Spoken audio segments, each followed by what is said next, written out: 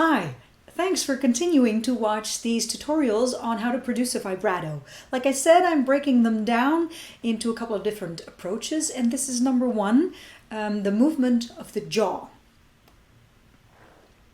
Now this is basically very simple. You move your jaw up and down, you bite to increase the pressure to your reed, and you let go to decrease the pressure to your reed.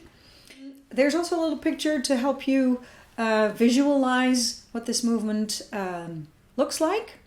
Here's an example of what it looks like without playing the saxophone. This is very helpful. You stand in front of a mirror and blow air through your lips and try to move your jaw first of all.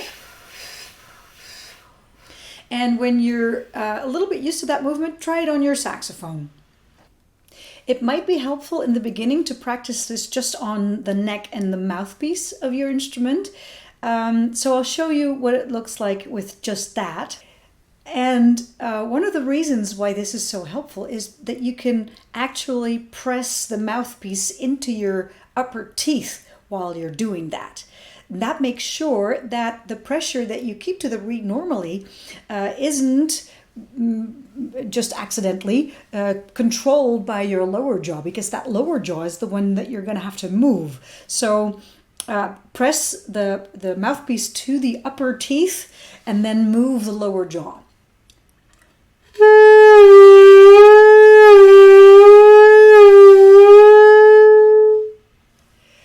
Your airflow has to be really fast, because if the airflow is slow, you'll lose the sound when you move your jaw.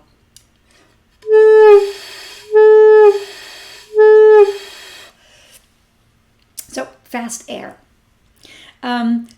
Something strange happens with a lot of students when they do this. They tend to not move the jaw up and down, but from the front to the back.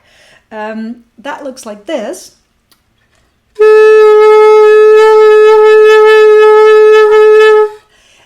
Like I said, I'm not sure why they do that. It probably has something to do with the fact that you don't really want to lose control over this pressure to your reed. And when you control the pressure to your reed with your lower jaw, which is something that a lot of people do, then you just, it's kind of a risk that you're taking, letting go of that pressure altogether. So stand in front of a mirror, check yourself, check your jaw, make sure that you do it right. The movement is down, so you really let go.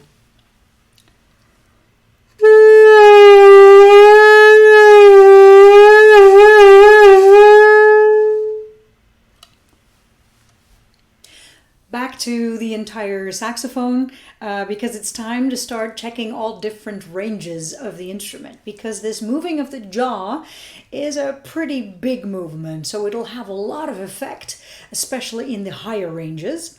The higher ranges tend to respond really, really quickly to this movement of the jaw, and the pitch will move basically too much. It'll create this howling kind of sound.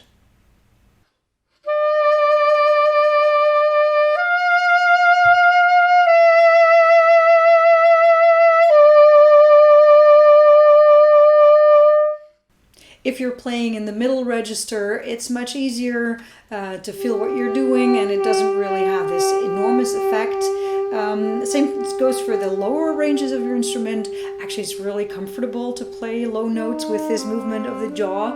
Kind of vibrates all through your embouchure, and have fun playing around a little bit with that.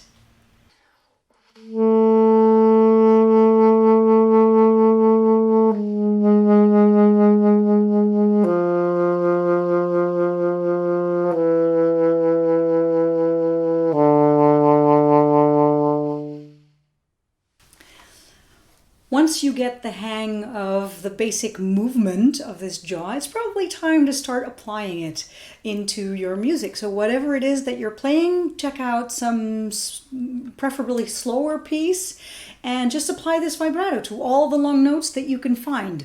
Now, just beware, because I'm so afraid that you're going to be a little disappointed. In the beginning, actually, it's not really that easy to produce this beautiful vibrato, the one that you hear with all these wonderful professional saxophonists. It's just not going to work like that. You're going to have to really practice this. So just bear with me, and please practice seriously. And by seriously, I mean set up your metronome, check out this rhythm. For instance, play all these 16th notes.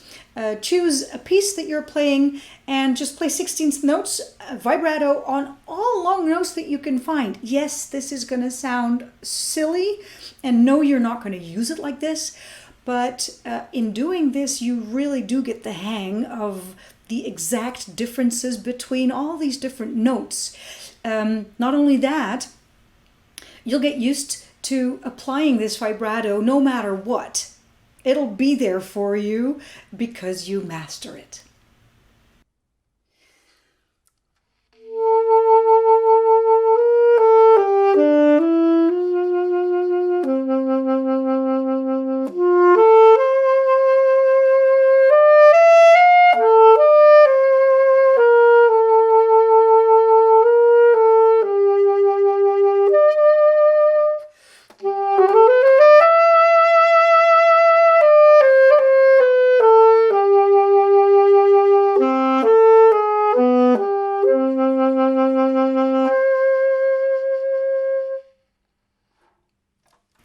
And when you do master it in 16th notes or in triplets or whatever, then just start playing around with it. Go silly.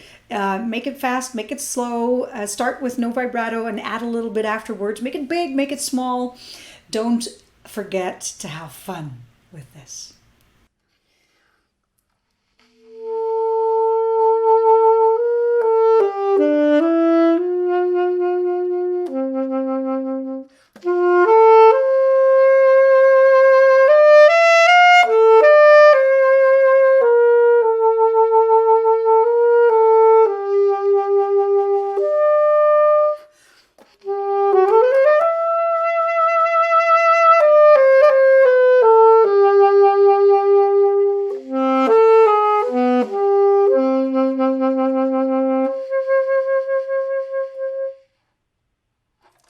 Thanks again for watching this second episode in these little tutorials on how to produce a vibrato. Please check the other ones as well, because the next approaches might also be really helpful to you. Like I said before, there are different ways of achieving this vibrato, and not everybody has the same favorite. So do check out the other ones and then try them all and choose one that is your personal favorite. Please let me know again what you think. I'm very curious to hear about your experiences, and if you have any questions, don't hesitate to ask in the comments below.